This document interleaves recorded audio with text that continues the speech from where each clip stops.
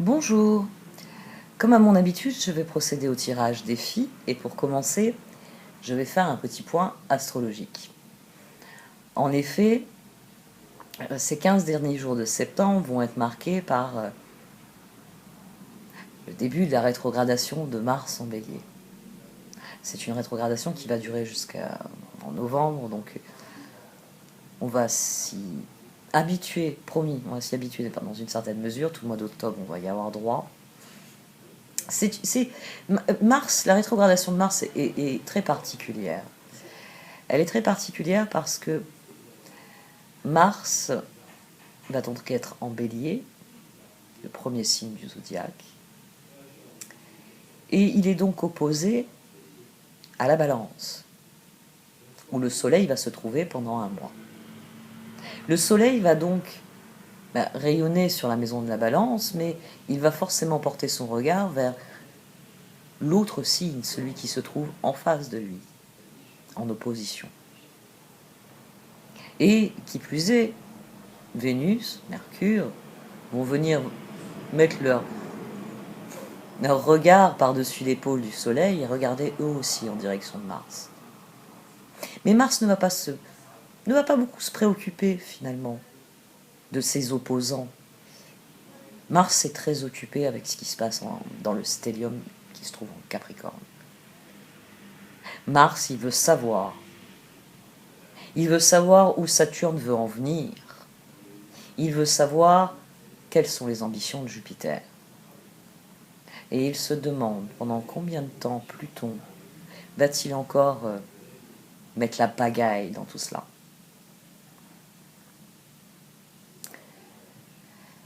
Depuis le mois de juin, Mars est en Bélier. C'est la planète, c'est le signe que cette planète gouverne, pardon. C'est un transit important parce qu'il dure jusqu'en janvier 2021. Mars est la planète de l'action et de l'énergie.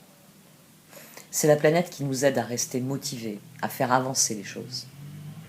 C'est-à-dire que lorsque Mars est à son meilleur, nous pouvons vaincre nos peurs, nous pouvons triompher des obstacles et nous sentir guidés sur notre chemin.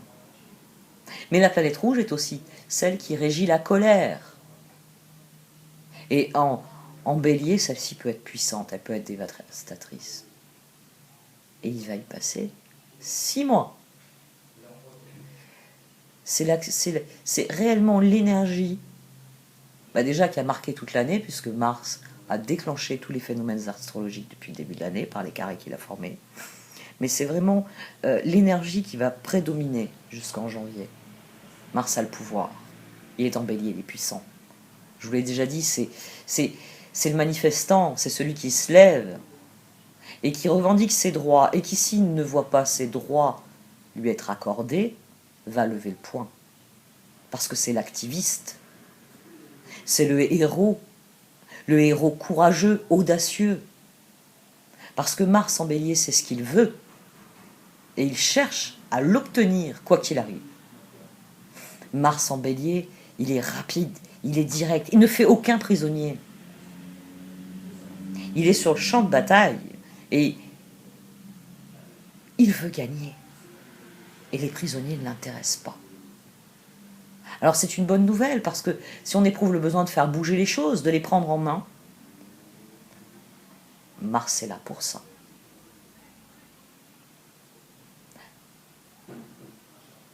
En rétrogradant, Mars nous donne l'opportunité de plonger au cœur du problème, pas au cœur du problème, au cœur de la situation, pour voir quel barrage nous devons éliminer pour pouvoir avancer, pour pouvoir gravir la montagne de notre destin.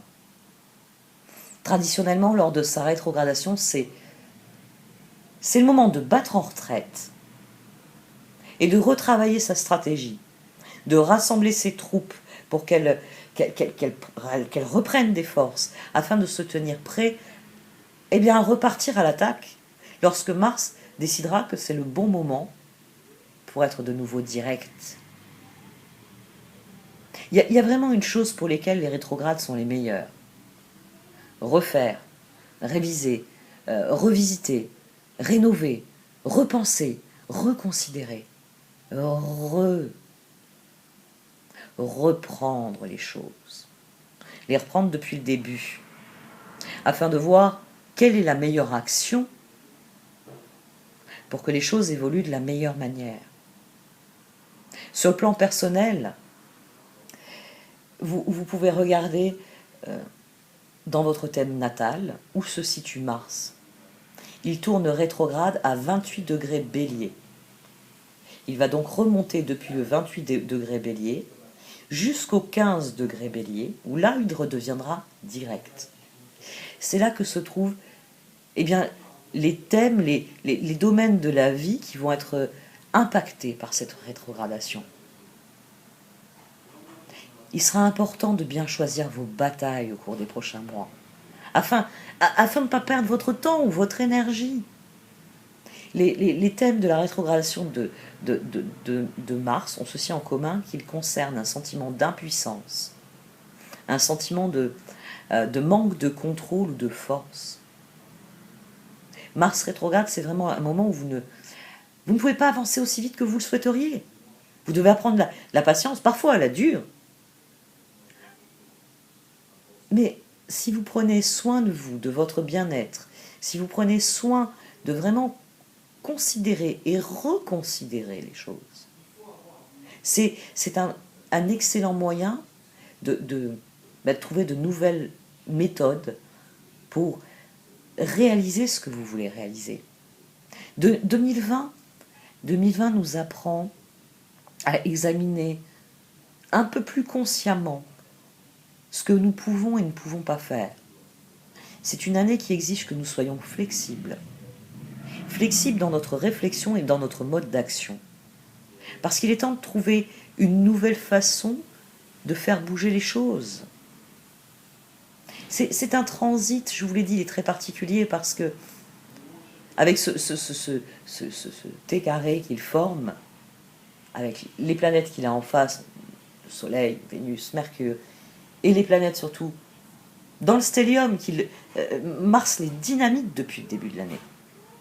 Donc c'est une période où vous devez rester actif, où vous devez cultiver votre indépendance, même combattre pour vos droits. Mais surtout, il s'agit d'avoir du recul sur la situation pour voir les plans B, les solutions qui se trouvent en réserve et que vous n'avez peut-être pas vu la première fois où vous vous trouviez à l'endroit où vous vous trouvez aujourd'hui. Parce que les énergies de Mars sont de retour.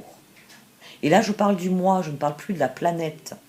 C'est une période qui est particulière parce qu'elle nous impacte tout autant individuellement que collectivement. Il y a un échec collectif. Et dans une certaine mesure, il y a aussi un échec individuel. Il s'agit de l'accepter, d'apprendre de nos erreurs et d'arrêter de courir dans la mauvaise direction. Il s'agit de voir la situation pour ce qu'elle est afin de réajuster nos plans, nos projets. Si vous avez de grands projets en cours, si vous êtes en train de préparer quelque chose, concentrez-vous sur vos préparatifs et soyez prêts pour la mi-novembre, parce que Mars sera de nouveau opérationnel. Et là, il vous portera sur les derniers mois, il voudra que vous agissiez.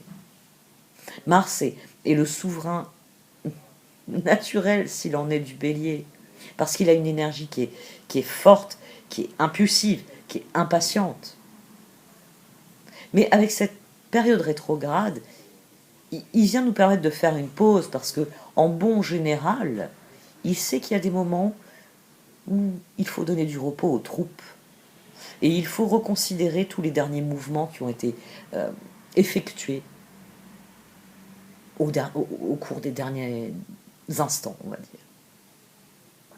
Il s'agit d'établir un meilleur plan d'action au lieu de passer à l'action.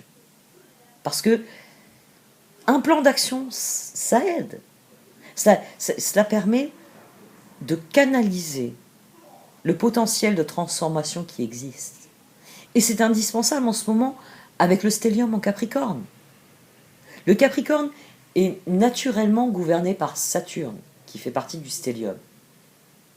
Et avec Saturne, vous devez faire les choses de la bonne manière et pour les bonnes raisons. Être imprudent et irréfléchi est un moyen sûr de s'attirer les foudres du grand sage, de l'austère Saturne. Mars l'a bien compris.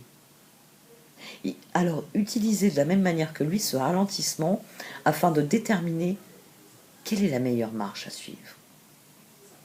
Soyez conscient que finalement Mars, il a envie de gagner, il est en bélier, il est fort, il veut gagner. Depuis le mois de janvier, il secoue la situation. Il va demander des comptes aux uns et aux autres. Mais ce qu'il veut, c'est une victoire. Il ne veut pas fournir encore de nouveaux combats et aboutir aux frustrations que nous connaissons. Il sait que le compromis n'est pas forcément une mauvaise chose, mais que, eh bien, pour établir quel va être le meilleur compromis, quel est le meilleur mode d'action, quels sont les endroits où il peut gagner finalement, et les endroits où il va falloir lâcher du lest, il faut qu'il comprenne l'autre. Et c'est ce que nous allons devoir nous aussi accepter pendant cette rétrogradation. Nous allons devoir prendre acte de ce qu'est la situation et de ce qu'elle est réellement. Nous allons devoir affronter la réalité, pas les illusions, pas les mensonges. Non, la réalité pour ce qu'elle est. Il y a des facteurs de complication sur cette rétrogradation. Nous avons un carré antécardinal. Bon, je vous l'ai dit, Mars s'oppose au Soleil, à Mercure, à Vénus en Balance. Mais c'est surtout parce que il est en train de quadriller. C'est un aspect dur, à 3 signes. Il quadrille tout ce stellium du Capricorne que forment Jupiter, Saturne et Pluton. Et ces 3 planètes, elles sont occupées à quoi? Eh bien, elles sont décidées à détruire les structures obsolètes, néfastes, qu'a créé le statu quo dans lequel nous nous trouvons. Une bonne chose sur cette énergie, une bonne raison d'appréhender positivement cette rétrogradation, c'est le fait que Mars est conjoint à la Lune noire en Bélier sur ce transit. Et ça nous aide à nous relever. La Lune noire, Mars, en Bélier. Il s'agit de l'individu. Il s'agit de cet élan qui pousse à se battre, à se défendre, à prendre position, ce qui est une bonne chose. Alors c'est vrai, ça peut conduire à de mauvais choix en termes d'action. Mais Mars rétrograde est là justement pour que vous définissiez un plan d'action qui aille dans le bon sens, dans la bonne direction. Il s'agit de ne pas être dans l'impulsion et dans l'impatience, mais d'être plus intelligent sur le comment, le pourquoi, le où, le quand nous agissons.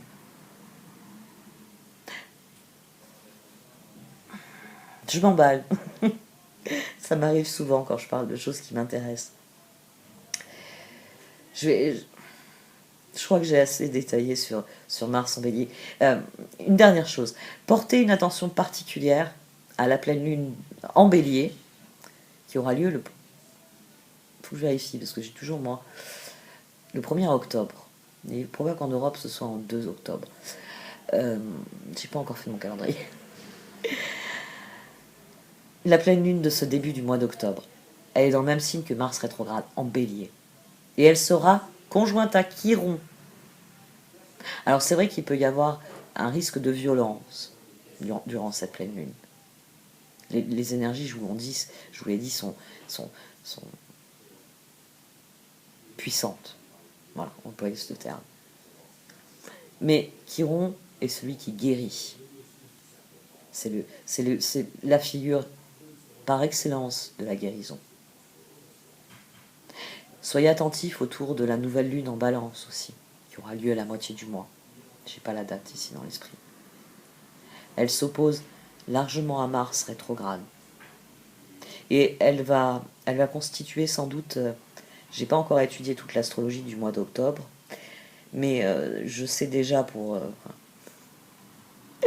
pour avoir dressé plusieurs cartes, même si je ne les ai pas étudiés en détail, que la nouvelle lune créera un point critique, un point focal qui va cristalliser les tensions entre Mars, l'individu, et les planètes dans le stellium en Capricorne qui représentent les institutions et la nécessité de les faire évoluer,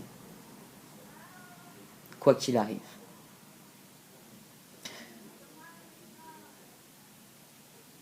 C'est une année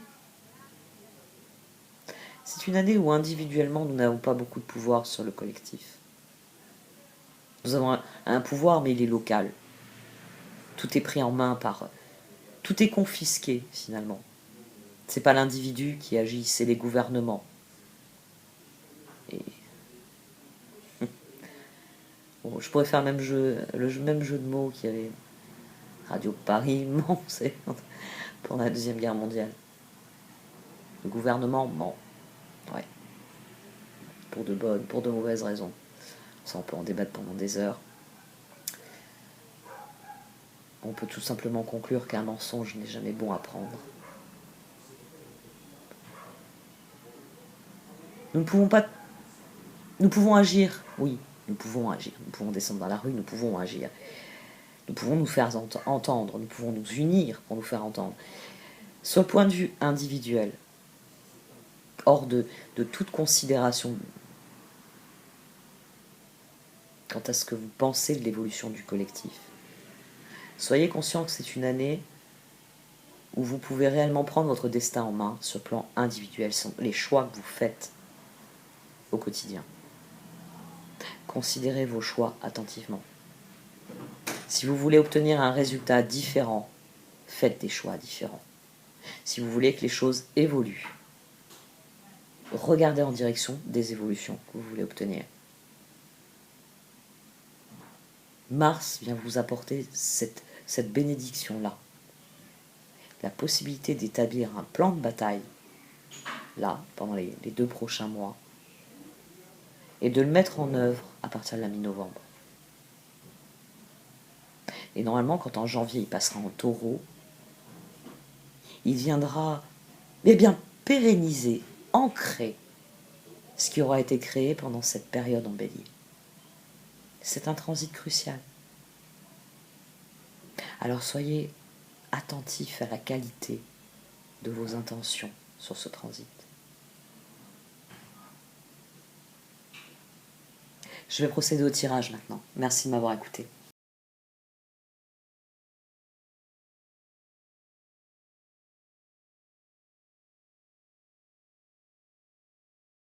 Voici donc votre tirage défi pour ce mois de septembre à millions.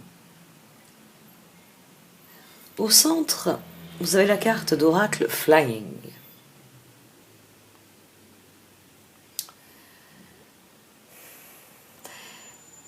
C'est une carte qui vous encourage à prendre du recul sur votre situation. C'est une carte qui souligne que bien souvent, nous sommes au quotidien happés par tout ce que nous avons à faire, quoi que ce soit. Que cela relève du personnel, du professionnel, que cela relève de ce qu'on a envie de faire, de ce qu'on n'a pas envie de faire, mais dont on est responsable, qu'on est tenu de faire. Tout ce que nous avons à faire au quotidien représente bien souvent une liste de choses assez invraisemblables. Nous avons de plus en plus des vies très occupées, et ici, vous voyez ce labyrinthe, c'est cet aspect du quotidien qui fait que d'une tâche à l'autre, d'une activité à l'autre, d'un lieu à l'autre, d'une relation à une autre, nous évoluons dans ce qu'on pourrait appeler dans un labyrinthe. Parce que, bien souvent, même si on est conscient, même si on est vraiment présent à ce que l'on vit, eh bien, nous avons une part de nous qui est en pilote automatique. C'est-à-dire qu'il va y avoir des tâches dans lesquelles nous serons ancrés, conscients, nous serons présents à ce que nous faisons. Mais bien souvent, tout au long de la journée, il y a toutes ces choses que nous faisons sans même nous en apercevoir. et qui, j'allais dire formate, oui, c'est un peu ça, qui formate notre esprit. Quelle est la prochaine tâche? Quelle est la prochaine bonne chose à faire? Et, et nous sommes tellement concentrés sur ce que nous faisons, sur ce que nous vivons, que nous ne donnons pas d'espace pour autre chose. Cette carte, elle vient parler d'opportunités, mais elle vient surtout souligner que bien souvent, nous ne voyons pas les opportunités tout simplement parce que nous sommes trop occupés par ailleurs. Et c'est encore plus vrai quand on a une situation bien précise, un défi, quelque chose qui requiert notre attention. Nous nous retrouvons à penser dans la boîte. Nous délimitons ce qu'est la situation, ce que nous voulons considérer, ce que nous voulons comprendre. Et dès lors, nous ne voyons pas les opportunités qui se trouvent par ailleurs, celles qui existent, qui sont à notre portée, mais qui du fait de cet aspect, de ce côté très occupé, voire même préoccupé, nous n'arrivons pas à les voir. C'est une carte qui vous dit que il y a toujours plus d'opportunités que ce que vous croyez, mais que tellement habitué à passer d'une tâche à l'autre, à passer d'une situation à une autre, à effectuer un certain nombre de tâches dans les temps, à remplir vos responsabilités, même à vous faire plaisir, à passer du bon temps, nous restons figés dans un schéma, parce que nos semaines, nos journées, nos semaines se ressemblent toutes. Alors que il serait bon de temps en temps de renouer avec une certaine légèreté. Une certaine légèreté qui permet de voir les choses pour ce qu'elles sont. Et les opportunités que l'on n'avait pas forcément envisagées par le passé, mais qui arrivent à présent. C'est un tirage qui est très particulier. Il est très particulier parce qu'il vient parler de votre engagement dans ce que vous accomplissez. Il vient parler aussi de votre engagement vis-à-vis des autres. On a des cartes qui vont dans ce sens, de vos relations aux autres. Comme vous le savez, les tirages, c'est un tirage qui est personnel, c'est un tirage pour les lions. Donc je vais parler de l'aspect amoureux de ce tirage. Mais ici, dans un premier temps,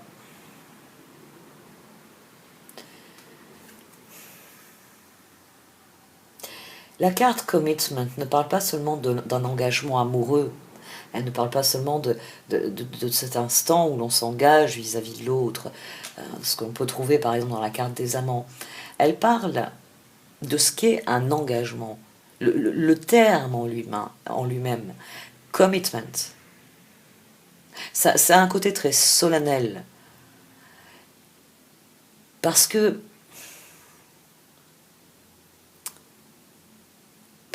véritable engagement,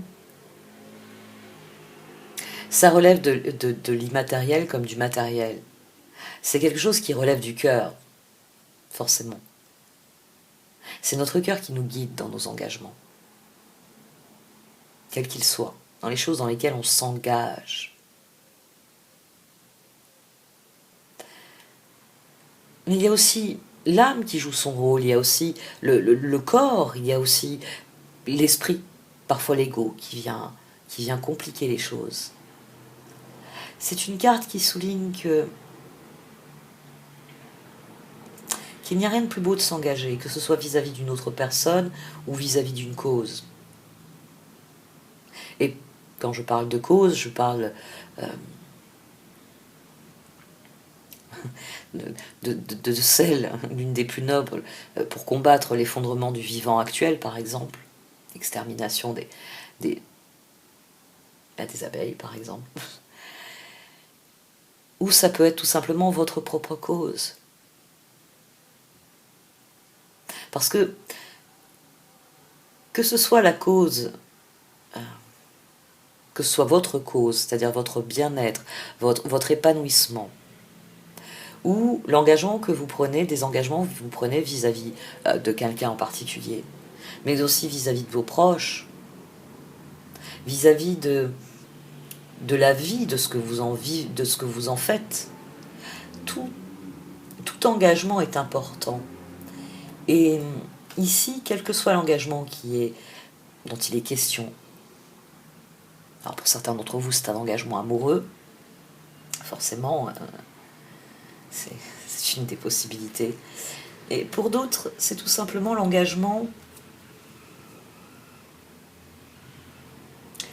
à sortir de ce labyrinthe, à aller vers quelque chose de profondément différent. C'est mettre en accord votre tête et votre cœur par rapport à ce que vous ressentez et ce que vous vivez.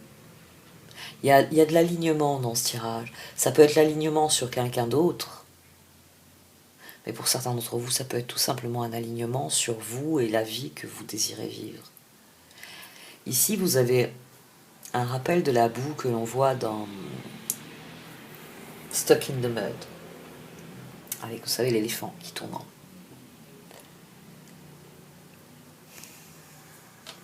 C'est le moment où le brouillard s'est levé, où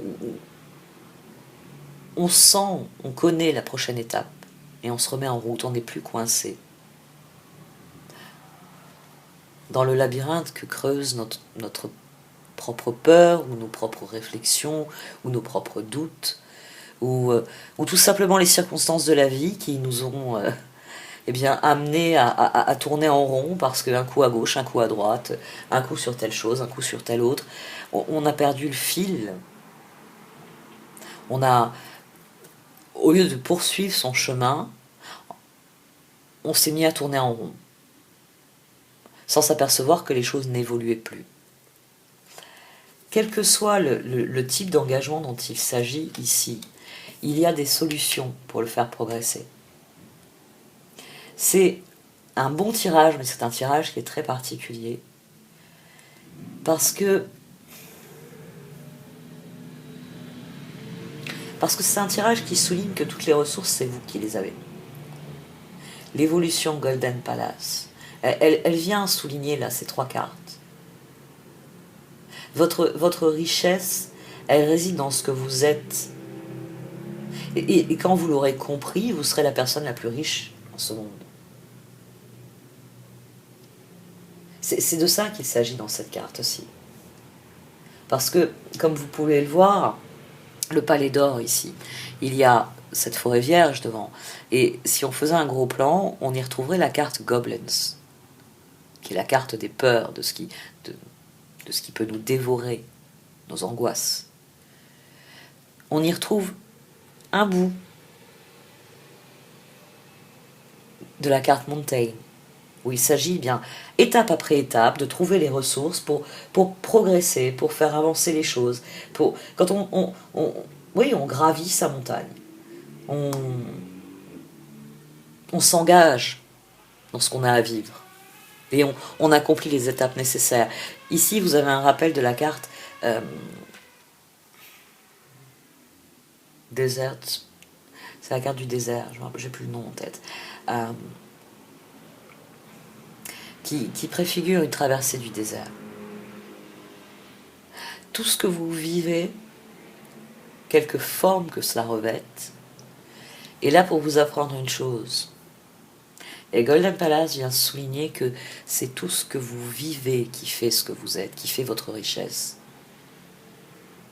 Et que les objectifs sont un des moyens pour vous pousser à aller plus loin, à chercher mieux. Et donc à trouver. Quel que soit l'engagement dans lequel vous songez à vous... Je vais dire vous engager, mais c'est redondant. Vous avez les ressources pour trouver des solutions, pour faire progresser les choses. Et l'une des ressources les plus évidentes, vous l'avez sans doute déjà, Parce que c'est ça qui est intéressant dans ce tirage. C'est que la carte d'évolution est une carte qui vient vous dire que ce que vous visez, vous allez l'atteindre. Mais que quand vous l'atteindrez, vous réalisez que vous l'avez toujours eu. Et que c'est ça le plus magique, finalement, dans la vie. C'est d'arriver à un certain point en se disant, ça y est, j'ai atteint mon objectif, ça va être le bonheur pour moi, ça va être ce que j'ai toujours rêvé. Et c'est souvent un moment où ça vous frappe et que vous vous apercevez que finalement ça fait déjà un moment où vous êtes dans cet état de bonheur. Que c'est une forme d'apothéose, certes, mais que la route ne s'arrête pas là.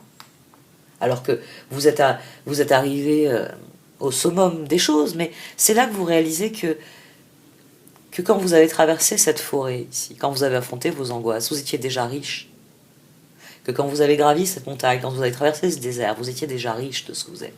C'est une carte qui souligne que chaque chose qui arrive dans votre vie est là pour conforter cette certitude qu'un jour vous aurez, qui viendra à vous, que vous avez toutes les ressources, que il y a tout, enough is enough. Il y a tout ce qu'il faut. Il ne manque rien dans votre existence. Tout est là. C'est un très très bon tirage. Très bon tirage. Non, j'ai un peu spoilé la suite. Parce que bon, celui-là, il est définitivement question d'engagement. Ça va vraiment tourner autour de ça. Vous savez que j'essaie... je pars du principe que c'est un tirage pour les lions, c'est pas un tirage pour... un autre signe avec les lions. C'est l'évolution des lions. Mais là, les lions, vous avez invité du monde. Je vais arrêter là pour cet aspect du tirage. Pour ceux qui le désirent, vous avez la suite dans le menu déroulant. Le lien pour la lecture des cartes du tarot qui se trouve en dessous. Merci de m'avoir écouté. Vous pouvez liker, commenter ou partager cette vidéo. Au revoir.